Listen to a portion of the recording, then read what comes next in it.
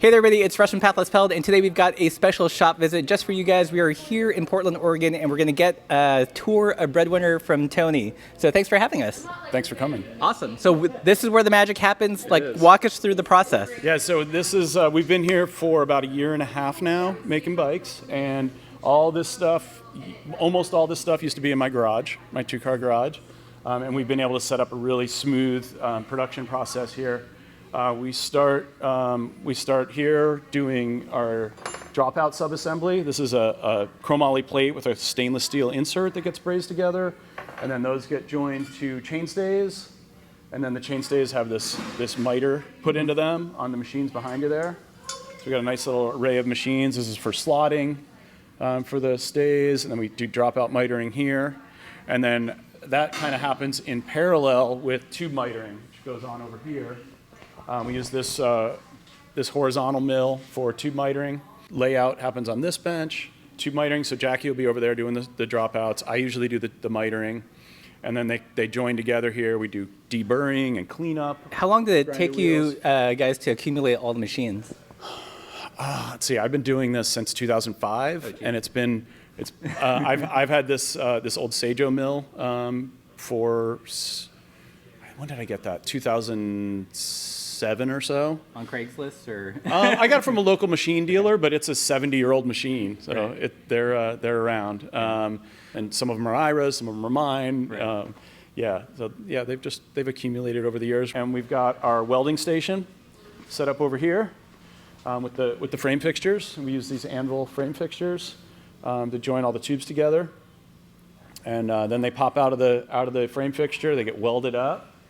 And that gets you to the front triangle and the chain stays without the seat stays, and then the seat stays are brazed in afterwards. So it's flux on it, so the flux protects the brazing area from impurities in the air. While you're brazing, that gets dissolved off in a water tank. But yeah, we put all the little fittings in, water bottle bosses, cable guides. So what's the timeline? Let's say someone's given you the cash dollars, you've initiated the process from that point to when they get the complete bike. How long does it usually take? It takes 8 to 12 weeks, okay. And that was something we set out very deliberately to do when we started the business. Ira and I both had our own one-man shows for years before we did this, and that was the number one problem that we identified with those businesses that had a 12 to 18-month lead time. People were often unhappy at the end of that process. So I'm curious, what was the moment, what made you and Ira decide to go into business together and start Breadwinner? So we were friends, and we worked with Rafa on their Continental project back in, when did that start, 2007 or so? Around 2010, they came to us and asked us to collaborate on a bike that they would help us sell. And that was around their Continental project, which was a group of riders that went around the country documenting rides. It was a really fun project, and we all rode handmade bikes, including some that Ira and I had both made. We were the only builders that were also riders, and then they asked us to build this bike. We called it the Continental.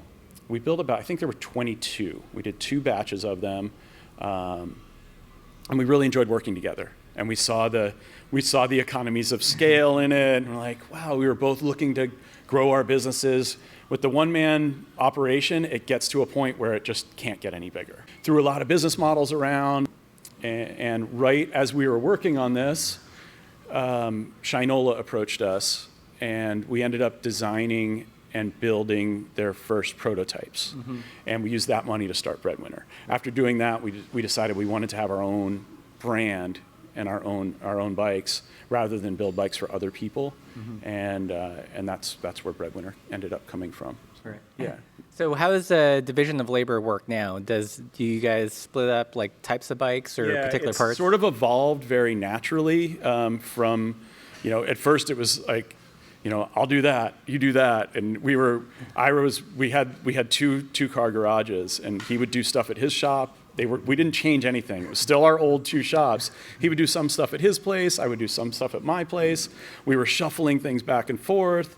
Eventually, all the production moved to my garage, and then we did the post-production at his place. Long story short, it evolved into a very fairly strict division of labor, and we all have our own roles in the process. So it's Ira and I still touch every bike, and then we have our assistant Jackie that's doing more and more. But yeah, we all have our own roles in the process. We do 3 bikes a week. We have mitering Monday, tacking Tuesday, welding Wednesday, seats day Thursday, and then finishing Friday. Nice. Yeah. Why the coffee shop? Like I can understand like putting all the building stuff under one roof, but Yeah. like what's the added value of having the coffee shop?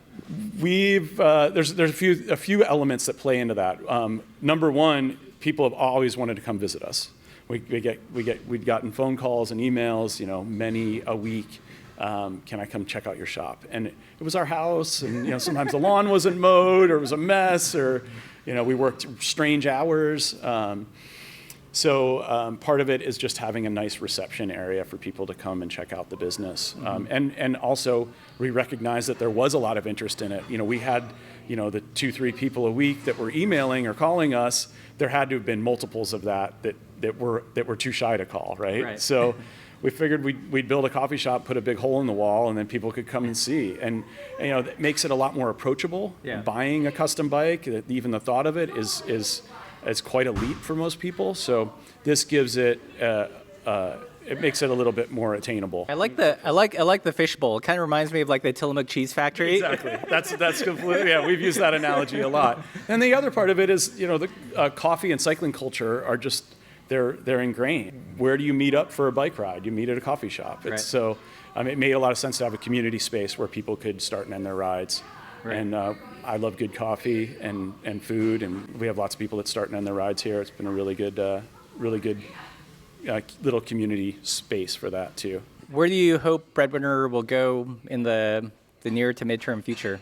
We really just want to get more people on bikes. So, it's funny you asked that question, what our best-selling bike is. When we started, it was our road bike, the Lolo. Right. And we didn't even have a gravel bike. We had a cross bike, and gravel bikes were just starting to become popular. We were riding gravel on our 25-millimeter road bikes, and as that evolved, and we came out with the B Road, at first it was maybe half the bikes or split between the Lolo and the B Road as our most popular bike, and then last year it eclipsed the road bike for sure, and now this year it's way ahead.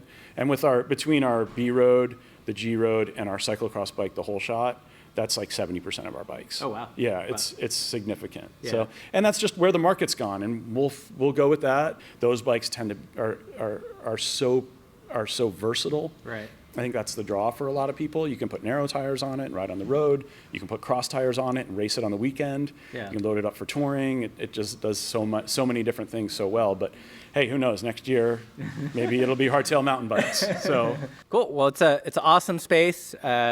Thank you again for sending your personal bike over so I could throw a leg over it. I'm glad you could ride it. Check out You liked it so much. Yeah, totally not sponsored. There are no bags of money that Tony is kicking towards me right now. No, it was honestly. There are no bags of money. It was honestly like a great bike. Like I hopped on it because I've ridden kind of your typical consumer steel bikes, and yours was actually the first kind of like maybe better steel tube set. I was like, oh, this is what like a good steel bike is capable of, and it doesn't have to be heavy. It doesn't have to feel. It can feel lively and everything. So it's a real eye opener. Yeah, the production bikes have to work for. I don't want to diminish them too much, but they have to work for the lowest common denominator. Right. A very large rider has to be able to ride it, and that doesn't always work for smaller riders. So. Yeah. If our bikes, we have kind of a standard tube set for each model, but somebody comes in that's a lot bigger, a lot smaller, we'll change up the tube set and make it work better. But yeah, for an inexpensive production bike that they're going to sell thousands of, you've got to make it work for everybody, and you make compromises. So our bike's a little more optimized. Yeah. Cool. Well, thank you so much for the tour. Yeah. And if you guys are in Portland, Oregon, be sure to stop by Breadwinner, grab a coffee. Watch them working in the fishbowl and buy a bike. And if you guys like this content, like, share, subscribe. And as always, keep the supple side down.